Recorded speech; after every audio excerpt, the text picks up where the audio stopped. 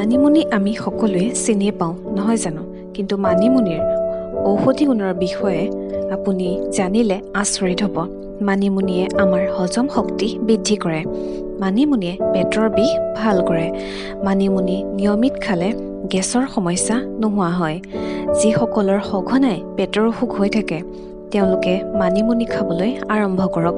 মানিমুনিয়ে তেজ পৰিষ্কাৰ কৰে সদায় খালী পেটত 4 চামুচ মানিমুনিৰ ৰস আৰু 1 চামুচ মৌ মিহলাই এসপ্তাহ খালে তেজ পৰিষ্কাৰ হয় যিসকল ল'ৰা-ছোৱালীৰ কথা স্পষ্ট নহয় বা মাত ফুটোতে দেৰি হয় তেনে ল'ৰা-ছোৱালীক 1 চামুচকৈ মানিমুনিৰ ৰস কেইটোপালমান মৌ দি প্ৰতিদিনে গাখীৰৰ লগত খুৱাব লাগে সদায় মানিমুনিৰ ৰস 1 চামুচ আৰু 5-6 টোপাল হালধিৰ ৰস চেনি বা মৌ মিহলাই 1 মাহলৈ খালে যকৃতৰ ৰোগ ভাল হয়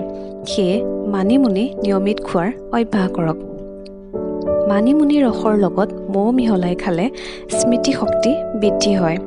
বুকু জ্বলা-পোৰা কৰা বা ভোক নলগাত মানিমুনি খালে সুফল পোৱা যায় জণ্ডিছ হোৱা লোকক ৰাতিপুৱা খালী পেটত মানিমুনিৰ ৰস খোৱালে সোনকালে আৰোগ্য হোৱা দেখা যায় ই লাগিলে সৰু মানিমুনিয়ে হওক বা বৰ মানিমুনিয়ে হওক দুয়োটাই আমাৰ স্বাস্থ্যৰ বাবে উপকাৰী সেয়ে আজিৰ পৰাই মানিমুনি খাবলৈ আৰম্ভ কৰক আৰু ভিডিঅ'টো যদি চাই ভাল লাগিল তেতিয়াহ'লে এটা লাইক কৰি দিব আৰু মোৰ চেনেলটো ছাবস্ক্ৰাইব কৰিব থেংক ইউ